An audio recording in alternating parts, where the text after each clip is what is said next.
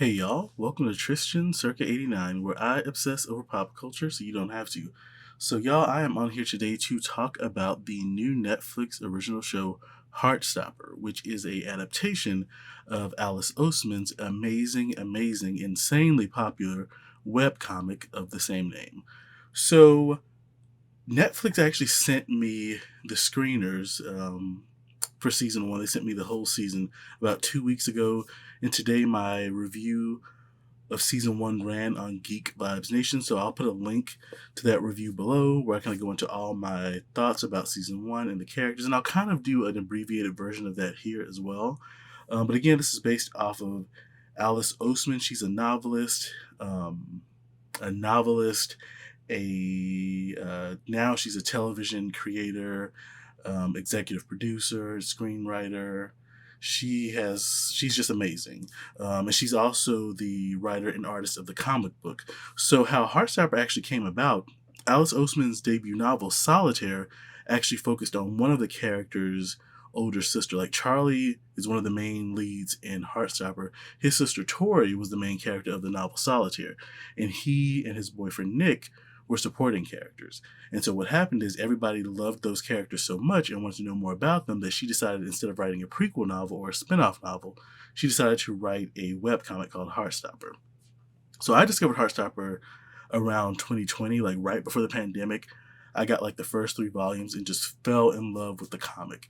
And it follows this love story between two characters named Charlie and Nick. They're two British schoolboys who start out being friends and then realize that there's something deeper. So it's just about the ups and downs and trials and tribulations of young love. It follows their friends. They have a very diverse group of friends. And so anyway, the Netflix show is an adaptation of that comic. So today I'm just going to talk all about that, talk about my thoughts for season one, talk about the characters, and also my predictions for season two based on the first 4 volumes that are currently out right now. Alice Oseman recently said that she could see about 4 seasons of the show running if Netflix, renews it for that many. So I'm going to give my season two predictions based on the volumes 3 and 4 of the comic, but also the novellas she has put out that focus on Charlie and Nick. So let's just get right into it. So season one of the show adapts events from the first 2 volumes of the story.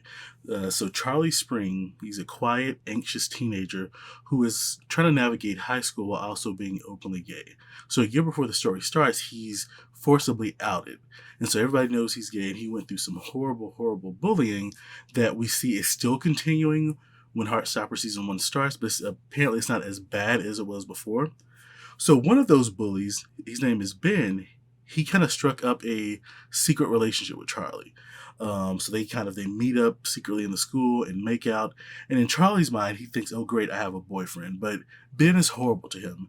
He is verbally and emotionally abusive to Charlie at the slightest inconvenience. So Charlie, in the first episode, kind of builds up the courage to say, it's after he sees Ben with a girl that he realizes, you know what, he's just kind of using me to figure himself out. I don't want to deal with this. Let me move on. So he works up the courage to kind of break off that entanglement, for a lack of a better word. And then one day while in class, he meets Nick. So and Nick is played by Kit Connor, and Charlie is played by Joe Locke. I should say Kit Connor and Joe Locke are just amazing actors. But anyway, he meets Nick and instantly takes a liking to him and kind of develops a crush on Nick. But as far as he knows, Nick is straight. But then, as it turns out, Nick, as he spends more time with Charlie, begins to like him, and he finds himself being very confused by these feelings because he has always identified as straight. He's always been attracted to girls, but it is through spending time with Charlie. He talks Charlie into joining the school rugby team because Charlie is really fast. So he's like, "Hey, come play on the rugby team." But as they start spending more time together, he realizes, you know what, I really like him. And so he finds himself trying to navigate the realization that he's bisexual, that he likes both females and males. I just have to say the show does an amazing job of like charting that journey. And one cool thing is after Nick witnesses Ben trying to force himself onto Charlie, he steps in and he's like, "No, this ain't gonna happen." Like he's very protective of Charlie, which is just really adorable. So after Nick realizes he has feelings for Charlie, It's just kind of a build up there to them kind of admitting their feelings to each other. One thing I really liked about it, this show could have easily kind of dragged this thing out the entire 8 episode season. It's by the end of episode 3 going into episode 4 where the feelings are open and out there between the two of them. And then it's like, okay, well, now what do we do? How do we navigate? We have feelings for each other. Nick has feelings for Charlie. Of course, Charlie has feelings for Nick. It's like, now where do we go from here? Because again, keep in mind, Nick, this is brand new for him. He's always been attracted to girls, and now he's attracted to a guy. And he's like, wait, what is this?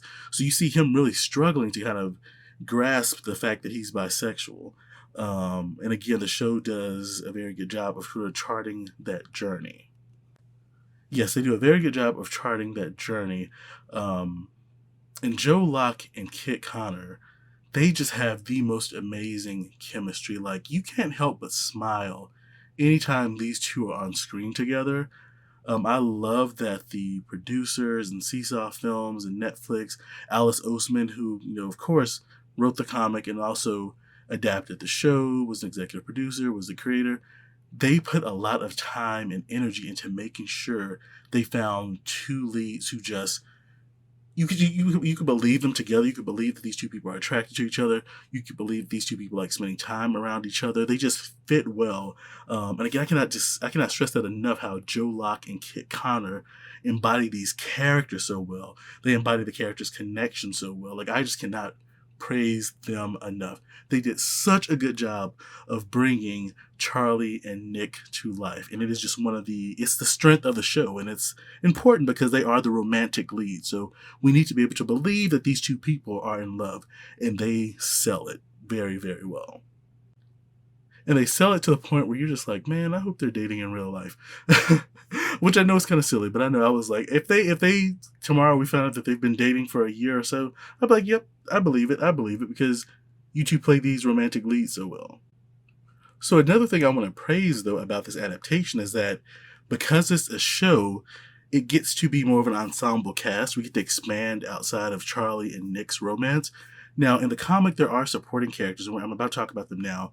But again, we get more of a focus on them on the show, and that's great. So, we have Tara Jones and Darcy Olsen.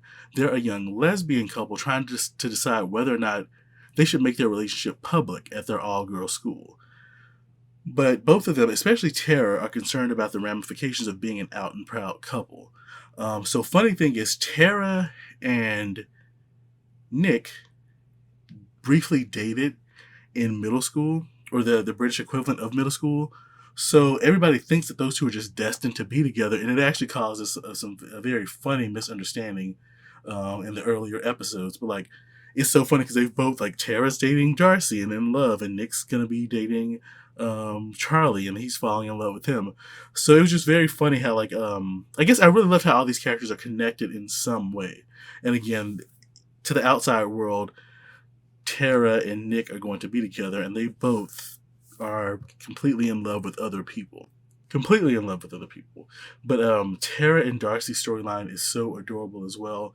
The actresses are just great together. Again, you can tell that the creators of the show put a lot of work and a lot of energy into finding actors and actresses with the right chemistry. So again, Tara and Darcy's storyline, we see them trying to figure out if they want to come out. We see them coming out. We see the ramifications of that.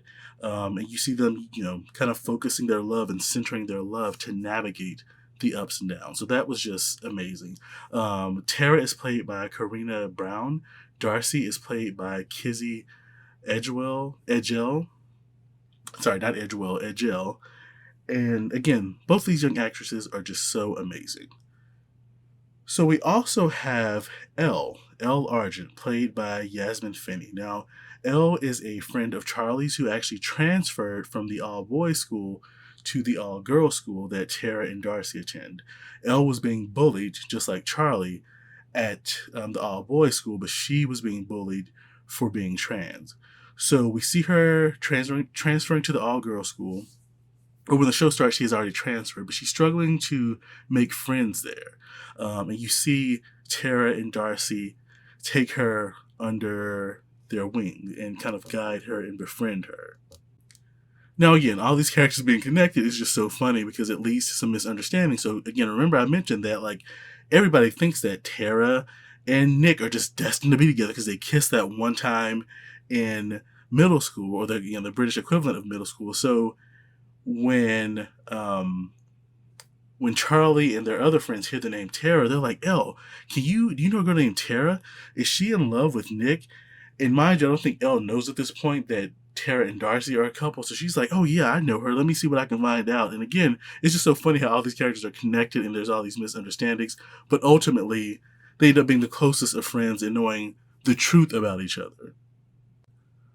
So Elle is actually, and the season kind of touches on this, but doesn't explore it all the way. They have to, I'm guessing, they have to save some stuff for season 2.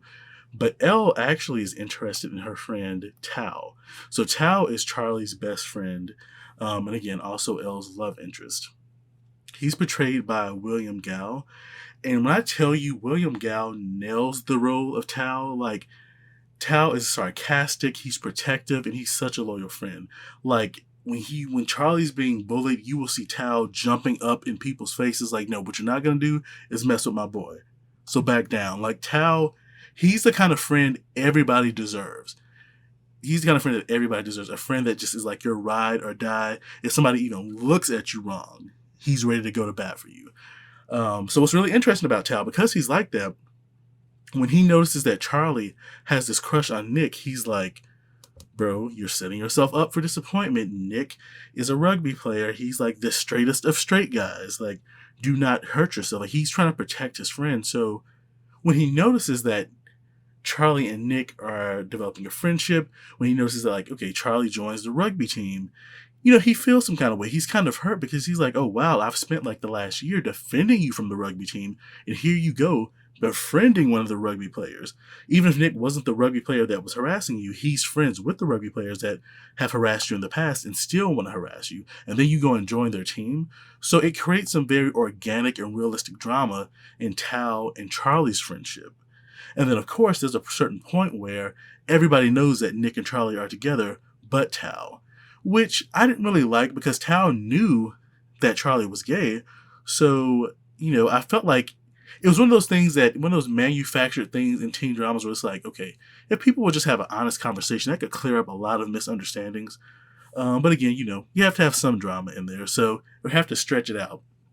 So Tao eventually finds out, and there's still some tension there. He's still upset with Charlie and won't talk to him for a while. But then it's kind of after he has a conversation with Nick that he is able to kind of make peace with Nick and, become friends with Charlie again. But William Gall portraying this character, he was one of the best performances. He was the comedic relief. Again, he's that strong, protective, sarcastic friend who always has your back. I just cannot stress enough how much I love that character. Now, he and Elle's love story isn't fully explored this season. Again, I'm guessing we'll get into that more in season 2. But I love that they sort of set it up this season. They've been friends for the longest time. You can tell they love and care about each other. But now it'll be interesting because whereas with Charlie and Nick, we saw them sort of get to know each other and become friends, then get in a relationship. It's like, okay, well, what's a different angle? How do you explore the angle of two people who've been friends for so long, but then develop a romantic interest in each other? That's going to be different waters to navigate. So I'm really looking forward to seeing more of that story of Elle and Tao navigating that, going from friends to lovers, and and I hate to say lovers. I mean, these are kids, these are teenagers. So, but I mean, from friends to dating each other, boyfriend and girlfriend. How do they navigate those waters? What expectations are there? How do their families react to that? How does that change the dynamics in the friend group? So really, really, really looking forward to their story in the future.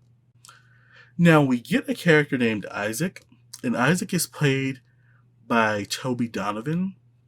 Now, Isaac is an original character. He's a part of the Tao, Charlie, and Elle friend group, but he sort of replaced another character from the comic. And the reason that that character wasn't put into the show is because that character actually has his own journey that he goes on in a spin-off novel that Alice Oseman wrote. And I read somewhere that she didn't want to do a disservice to that character's story. And his name is Eled. She didn't want to do a disservice to Eled's novel by putting him in the show. And I kind of read that as there may be plans to adapt that story.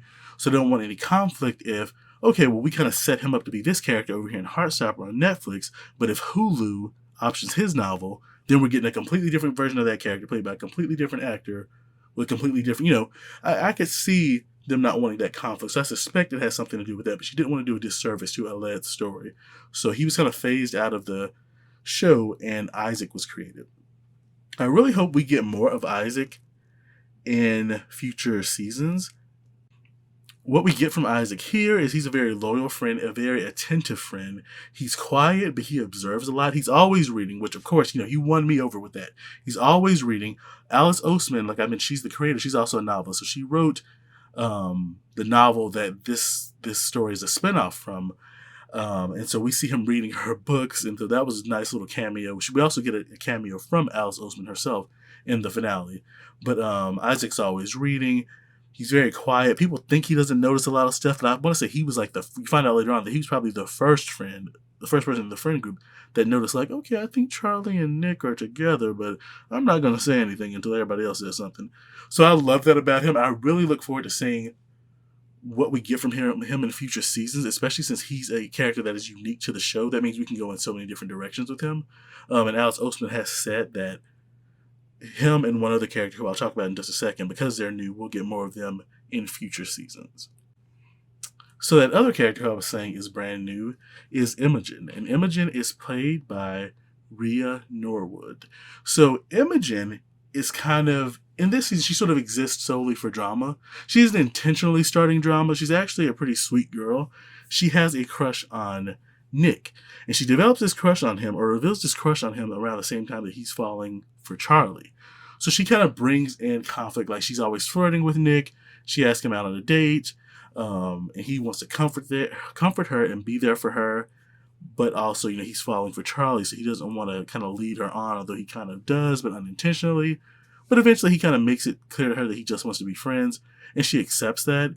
In the finale, she along with everybody else realizes that Nick and Charlie are together, and we see her actually kind of look, like after they walk away, she looks after them and kind of smiles. So I really don't think she's going to be an antagonistic character. I think, like earlier in the season, after Nick says he wants to be friends, she accepts that, and I think she seems like the type of character that would be genuinely happy for him. But Alice Oseman did say we'll get more from that character, just like with Isaac. So again, her character can go in any direction because she's new to the show. She's a character created exclusively for the show. But I hope they don't do something lazy like make her the antagonist. They could do some interesting things with her. Hell, I mean, heck, it might be interesting to see the bisexual experience from a female point of view. So maybe that's the path she goes. It doesn't even have to be that. It doesn't have to be anything with her sexuality. It could be her dating one of the jerk characters, and like maybe they're trying to warn her, and there's some signs that this person is not only leading her on, but also just a horrible person, and she needs to get out of that relationship. I mean, they can do so many interesting things with her.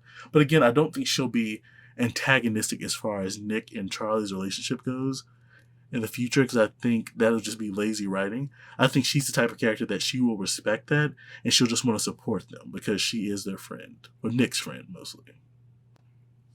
So although we didn't get much from this character, Jenny Walser plays Charlie's older sister Tori. Now remember I told you Heartstopper came about because of Alice Oseman's debut novel Solitaire, and Tori is the main character of Solitaire. Nick and Charlie are supporting characters in that novel.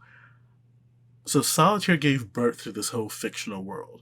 Walser does a pretty good job of playing like the stoic but loving and supportive big sister. And I would really love for us to get maybe a sort of a mini adaptation of Solitaire in the future seasons of Heartstopper. I think that would be really cool. And then especially because in the Heartstopper comic, so the comic originally starts out as like taking place a year and a half before the novel. But recently in Volume 4, Tori's romantic lead, Michael, was introduced into the comic. So it makes sense that if the show adapts all of the comics, and we haven't gotten to Volume 5, so we really don't know how much of Solitaire will be in the comics, but it seems like we'll at least get some of it. So I feel like eventually we'll have Tori meeting Michael, and we'll see the events of Solitaire play out. And again, Nick and Charlie are supporting characters in that story. I just think it would be cool to see that novel sort of adapted within the Heartstopper series. So who knows? But I really like the actress. I feel like she embodies what we get from Tori in the Heartstopper comics. This sort of stoic, quiet, reserved, but very protective and loving big sister. The series also managed to snag a big-time actress to play Nick's mother. Now, I'm blanking on her name right now, and I don't want to be lazy. Well, I don't want to like stop in the middle of this to like Google her, but I guess I could. Like, that actress, she is an Oscar-nominated actress. She is very, very popular. I discovered her by watching Fleabag a couple years ago. And I was like, when they got her into the show as his mom, I was like, oh my God, that's her. So Olivia Coleman. Yeah, she's like she's a big name British actress. She's also been on The Crown, I think, through Netflix. So when she showed up as Nick's mom, Sarah, I was like, I can't believe they got her to do this. But it's very, very cool. She's an Emmy Award-winning actress. I think I said Oscar Award-winning actress. She's an Emmy Award-winning actress. Like I said, I saw her in Fleabag, and I loved her as the antagonistic stepmother. And that show, just FYI, y'all, if you're a teenager watching that, Fleabag is not for teenagers. So wait until you're like in college to watch that. But the fact that they got Olivia Coleman, I was really impressed. And although we don't get much of her as Nick's mom, hopefully if she returns, we get more of her in the future, because we do get more from his mom in the comic, more from his family. But I'll get into that in just a second. But again, I was very, very surprised. And she's a very good actress, so I hope she stays on, because I know she could bring so much heart to the role. She already does, but I know we can get so much more from her. We will get so much more from her in future storylines. So yeah, that was like my really shocking moment when I saw who was playing Nick's mother. So my overall thoughts on season 1. This was such a great adaptation. I'm so thankful that Netflix and Seesaw Films saw the benefit of having the author extremely involved in the show's process, having her serve as the screenwriter, the creator, and one of the executive producers. It paid off. We see such a faithful adaptation of the source material, but also there are some additions, but they work. And I think that helps when you have the author there saying, hey, I know some things have to be changed, I know some people have to be left out, but here's something we'll replace it with that I feel like works just as well. And I mean, everything from like the writing to the acting to the set designs are just so faithful and nail the atmosphere of the comic, even down to like the little animations that will appear, like the animated leaves that'll start flying around characters when they're in love, or like that one scene where Nick wants to touch Charlie's hand and you see those sparks flying. Like, it was just so freaking adorable, and it wasn't jarring or out of place. It made perfect sense. This show is endearing, it's heartwarming, it's full of long overdue representation. I mean, this is a beautiful slice of life, down to earth coming of age story full of great LGBTQ representation that should have been happening so long ago, but it is finally here and it is deserved. And I take that back. It's not even about it being deserved. No, it's just representation that should have been happening all along. So, one thing I wrote in my review for Geek Vibes Nation, I said, these days it's hard to find a young adult show that leaves out all the hard partying, the drug using, the bed hopping. Like, of course, those things happen in the world of teenagers.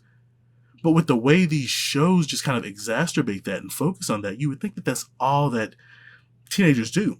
And I feel like, no, it's not. So to get a show that is just so grounded and heartwarming and just, again, slice of life, and navigates the trials and tribulations of young love and friendships, it was so entertaining, so endearing. And like I said, this show is a great leap forward for LGBTQ representation on screen. We also have shows like Love Victor, we have Young Elites and things like that. In the show Elite, we have shows that show LGBTQ representation, but I know I and so many other people just want a teenage show that just focuses on, again, trials and tribulations of young love and friendships, but also lets LGBTQ characters be happy. Like, of course they have their drama, they have their ups and downs, but I love that joy is such a huge part of this show. And also, here's a plug for Julian Winters. He's an author who writes amazing LGBTQ novels, and his novels are very centered on joy. So I encourage you to check out the Heartstopper comic books. check out Julian Winter's novels, because again, it's just LGBTQ characters. Again, they're having their drama, having their ups and downs, but they get to have happily ever afters. They get happy endings. It's not tragic, like so many other stories about LGBTQ characters tend to be. So finally, I want to get into my predictions for season 2. So again, Alice Oseman has written, there's 4 published volumes of Heartstopper. She's currently writing volume 5. That is over at Webtoon. So if you get to the show and catch up, you can follow volume 5, the 5th and final volume of the webcomic. There's also Solitaire, the novel that kicked all of this off. There's also 2 novellas that follow Charlie and Nick. So she has plenty of source material to write the show for 4 seasons. She did express recently in the Radio Times that she could see at least 4 seasons of this show running. She has plenty of material to get there. Plus, she has brand new characters, so she definitely has a material to organically kind of tell the story across 4 seasons. So, again, this first season is based largely on volumes 1 and 2. By the end of the season, Nick and Charlie are on the path to letting everybody know that they're together. So season 2 will definitely explore what it's like for them to be out, how people are adjusting to that, how this shifts the way people treat them, especially for Nick. Because we're going to see how his friends react. And I hate that, because he had a group of friends in the comics that were there from the beginning, and they weren't really introduced this season. I want to see more of that friend group established in season 2, and to see how he navigates his friendship with his rugby team. I mean, what does that mean for the rugby team, which is made up of a lot of homophobic young men on there? What happens when they have a gay couple on the rugby team? Like, again, so much organic drama will come from that. So I'm getting into spoilers here. In the comic, Nick has an older brother who's kind of a jerk, homophobic, passive aggressive, is always saying negative things about Nick's relationship. So it'd be interesting to see his older brother introduced into the show. Nick also isn't very close to his dad. His dad lives in Paris. So, and also the Paris trip, that happens in volume 3. So I would love to see the Paris trip, #Paris Squad. I would love to see their adventures in Paris. And so we'll get more of Nick's family, his older brother, his relationship with his absentee father. His dad isn't really absentee. They just aren't very close. But again, there'll be more organic drama that can be mined from that. Also, Nick trying to come out to his dad will be interesting. In the comics, Charlie deals with a mental health issue. He has an eating disorder. And so that has a huge impact on their relationship and on the growth of the character. So it'll be interesting for future seasons to jump into that. Now, if you notice, and this is something so brilliant that Alice Oseman did, and I didn't even notice this, and the same thing happened to me when I was reading the comic. I didn't notice this until I got to volume 3, where it's explicitly stated.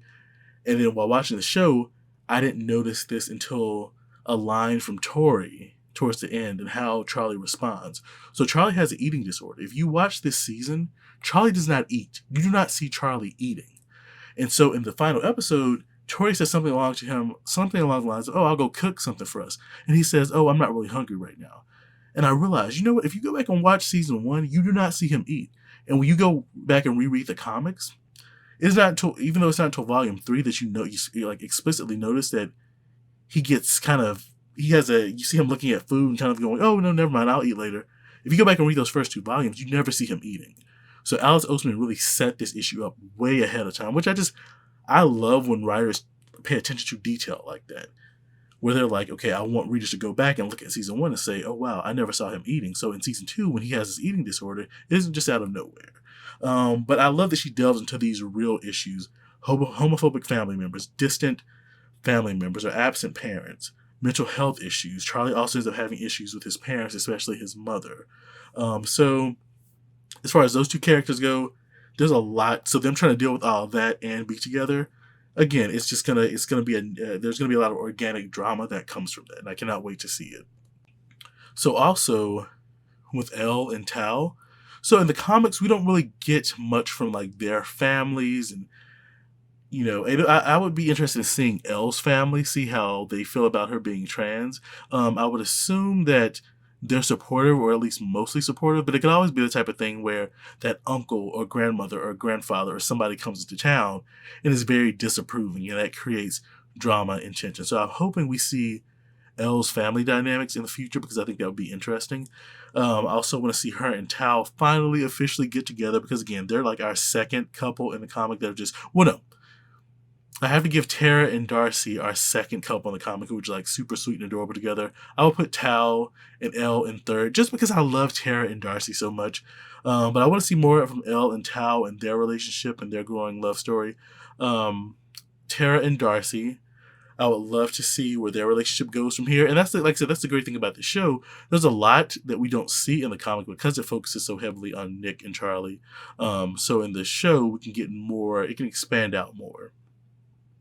So again, interested in seeing more with Tara and Darcy, interested in seeing more with Tao and Elle. I want to see Isaac find love. Everybody else is in a relationship. I want to see, and you know what, maybe Isaac, his storyline isn't focused around him finding love. Maybe he gets something else to do. But I want to see what they do with him in season 2. I want to see more of Isaac. He loves reading, so again, that endears the character to me immediately.